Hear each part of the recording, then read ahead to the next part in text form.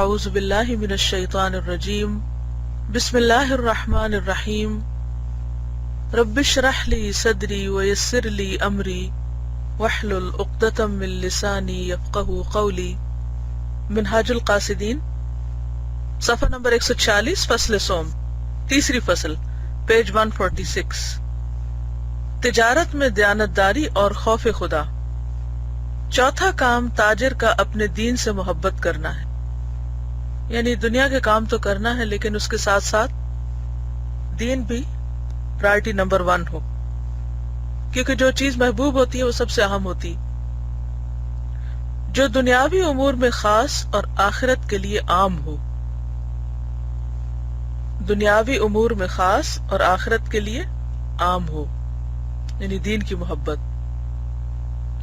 تاجر کو تجارت میں اپنی آخرت سے غافل نہ ہونا چاہیے، بلکہ اپنے دین کو ملحوظ رکھنا چاہیے، یعنی زیادہ اہم رکھنا چاہیے، اور اس کی اپنے دین سے محبت ان 6 چیزوں کو ملحوظ رکھنے سے ظاہر ہوگی۔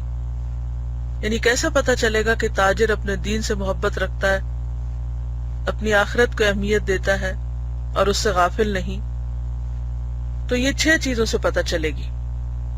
پہلی، یعنی نمبر 1، تجارت میں اچھی نیت۔ نیت یہ کرنی چاہیے کہ کسی سے سوال نہ کرنا پڑے، یعنی کسی کے آگے ہاتھ نہ پھیلانا پڑے، اور لوگوں سے طمع نہ رہے، لالچ نہ ہو، اور بال بچے کی ضروریات پوری ہوں، تاکہ یہ بھی مجاہدین میں سے ہو، یعنی اللہ کے راستے میں کوشش کرنے والے، کیونکہ ان کو حلال کھلائیں گے تو پھر ان کی تربیت بھی اچھی ہوگی اور وہ بھی اللہ کے اطاعت گزار اور فرما بردار بنیں گے، اور مسلمانوں کی خیر خواہی ملحوظ رہے، یعنی اوورآل سب کی بھلائی۔ تو یہ نیت ہونی چاہیے تجارت کے پیچھے۔ دوسری یہ کہ اپنی صنعت اور تجارت میں فرض کفایہ کی ادائیگی کی نیت کرے۔ فرض کفایہ وہ ہوتا ہے کہ جو اگر چند لوگ ادا کریں تو ساری کمیونٹی کی طرف سے ادا ہو جاتا ہے، جیسے نماز جنازہ ہے، یہ اسی طرح کچھ اور کام ہے۔ اگر کوئی فوت ہو جاتا ہے تو چند لوگ اگر نماز اس کی پڑھ دیتے ہیں، اس کے لیے دعا کرتے ہیں، تو ایک طرح سے سب کا فرض ادا ہو جاتا ہے، اور اگر کوئی بھی نماز نہ پڑھے اس میت کی تو پوری کمیونٹی گناہگار ہوگی، کیونکہ اگر صنعت اور تجارت چھوڑ دی جائے تو معیشت تباہ ہو کر رہ جائے۔ ہاں یہ ضرور ہے کہ بعض صنعتیں اہم ہیں اور بعض ایسی ہیں کہ ان کے بغیر گزارا ہو سکتا ہے، لہذا اہم صنعت میں مشغول ہونا چاہیے تاکہ اس کی صنعت اور تجارت سے مسلمانوں کی اہم ضروریات پوری ہوں۔ زیور بنانے، نقش و نگار کرنے، مکانات پر پلستر کرنے اور تمام زیب و زینت کی صنعتوں سے پرہیز کرے کہ وہ مکروہ ہیں۔ اب زیور بنانا، کیا یہ ناجائز ہے؟ یہ زیور پہننا ناجائز ہے، یا نقش و نگار بنانا جائز نہیں، یا مکان جو ہے وہ پلستر نہیں کرنے چاہیے؟ اس میں 2 چیزیں ملحوظ رکھی جائیں۔ نمبر 1 یہ ہے کہ یہ تمام چیزیں مباح ہیں، یعنی حرام کے درجے میں نہیں ہیں، یعنی ان کی اجازت ہے۔ اب جہاں تک زیورات کا تعلق ہے تو عورت کے لیے ان کا پہننا منع نہیں ہے، اگر اچھی نیت کے ساتھ پہنے جائیں تو پہننے پر بھی اجر ہوگا۔ قرآن پاک میں جو عورت کی ایک صفت بتائی گئی ہے کہ افمن ینشأ فی الحلیۃ، کیا بھلا وہ جو زیورات میں پالی جاتی، تو مرد اور عورت کے درمیان زیورات جو ہیں یہ فرق کرتے ہیں۔ اسی طرح نقش و نگار بنانا، یعنی کسی بھی چیز کے اندر خوبصورتی لانے کے لیے، تو اگر وہ ایک حد کے اندر ہو تو وہ بھی عبادت ہے، کیونکہ ان اللہ جمیل یحب الجمال۔ لیکن اگر اسراف میں داخل ہو جائیں، ضرورت سے زائد ہو اور صرف زیب و زینت ہی مقصد زندگی بن جائے تو درست نہیں، کیونکہ زینت کو کلی طور پہ ترک کرنے کا حکم نہیں، کیونکہ اللہ تعالیٰ قرآن پاک میں فرماتے ہیں قل من حرم زینت اللہ التی اخرج لعبادہ والطیبات من الرزق، کہہ دیجئے کس نے حرام کیا اس زینت کو جو اللہ نے اپنے بندوں کے لیے نکالی اور رزق میں پاکیزہ چیزیں، یعنی حرام نہیں ہے۔ اس طرح مکانات پر پلستر کرنا، تو اس پہ بھی دیکھا جائے گا کہ نیت کیا ہے۔ پلستر کرنے سے مکان کی قیمت بڑھ جاتی ہے، یعنی اس کا استعمال اور اس میں سہولت ہو جاتی ہے. اگر پلستر نہ کیا جائے تو دیواروں کے اندر سے پانی جو ہے وہ زندگی کو مشکل میں ڈال دے گا. بارش کا پانی اندر جا کے، یا ویسے بھی اس میں گرمی سردی سے بچت کم ہوتی. اور تمام زیب و زینت کی صنعتوں سے جو میک اپ وغیرہ ہے کہ وہ مکروہ ہے. اب بذات خود یہ پیشے مکروہ تو نہیں ہے، لیکن کچھ لوگوں کی نسبت سے ناپسندیدہ ہو سکتے ہیں، کیونکہ وہ انہیں ان کے اصل کام میں رکاوٹ ڈالنے والے، ان کے اصل کام میں مشکل ڈالنے والے یا رکاوٹ ڈالنے والے. مثلا آپ دیکھیں کہ بعض لوگ جو ایک طرف علم کی خدمت کرتے ہیں، دوسری طرف اپنی روزی کمانے کے لیے کچھ نہ کچھ تجارت بھی کرتے ہیں. اب اگر ایک شخص ایک طرف قرآن کی تعلیم دے رہا ہے اور لوگوں کو آخرت کی بات بتا رہا ہے، اور دوسری طرف کچھ وقت زیور بنانے اور انتہائی زیب و زینت کی چیزیں تیار کرنے میں لگا ہوا ہے، تو قدرتی طور پر یہ مشغولیت اس کی پہلی مشغولیت کے راستے میں رکاوٹ ڈالے گی. اس کے ذہن، اس کے دل، اس کے دماغ، اس کے جذبات، اس کے احساسات ان چیزوں کو متاثر کرے گی.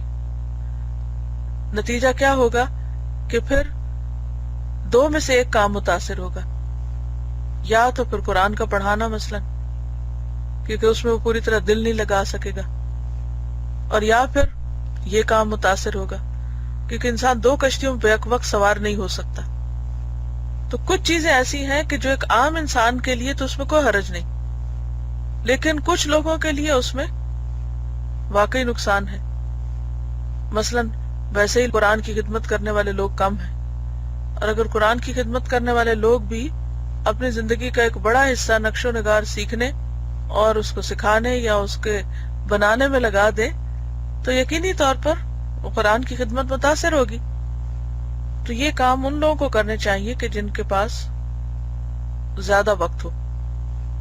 مجھے اچھی طرح یاد ہے کہ میں نے جب قرآن پاک پڑھنا شروع کیا اور ترجمہ وغیرہ یاد کرنا اور پھر اسی طرح گرامر ساتھ پڑھنا، کچھ اور چیزیں میں پڑھتی تھی، تو ظاہر اسکول کے ساتھ ساتھ یہ سلسلہ چل رہا تھا.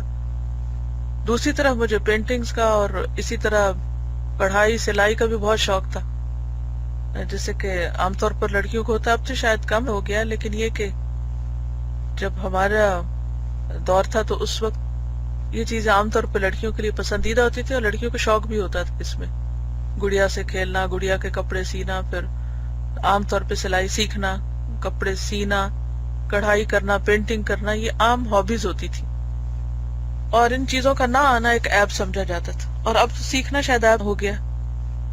اینی ویز، تو میرے والد ہمیشہ جب بھی، چونکہ مجھے شوق تھا تو میں چھپ چھپ کے کچھ نہ کچھ کرتی تھی، لیکن جب وہ دیکھتے تھے تو ہمیشہ ایک ہی نصیحت کرتے تھے کہ وہ کام کرو جو کوئی نہیں کر رہا. یہ کام تو بہت سے لوگ کر رہے ہیں. اور ان کا مطلب کیا تھا، مقصد کیا تھا کہ قرآن کی خدمت کا کام، قرآن کی سیکھنے اور سکھانے، قرآن کی تعلیم کا کام تو نہ ہونے کے برابر کیا جا رہا ہے. یعنی بہت کم لوگ ہیں. اور پینٹنگ کا شوق، کڑھائی سلائی کا شوق اور اس طرح کی اور بہت سی ہابیز یہ تو گھر گھر میں ہو رہی، بہت سے لوگ یہ کر رہے ہیں. تو یہاں جو ان کا مقصد ہے، کیونکہ یہ کتاب آپ کو پتا ہے کہ ویسے بھی ایک ایبریج ورژن ہے اور اس میں مختصر ہے، یہ امام ابن الجوزی کی اصل کتاب کا اختصار ہے. تو بعض اوقات اختصار میں یہ بھی ہوتا ہے کہ پوری بات سامنے نہیں آتی اور اس سے کنفیوژن ہوتی ہے. تو مل کے اکٹھے پڑھنے کا ایک فائدہ یہ بھی ہے کہ ہم چیزوں کو ان کے کانٹیکسٹ میں سمجھیں.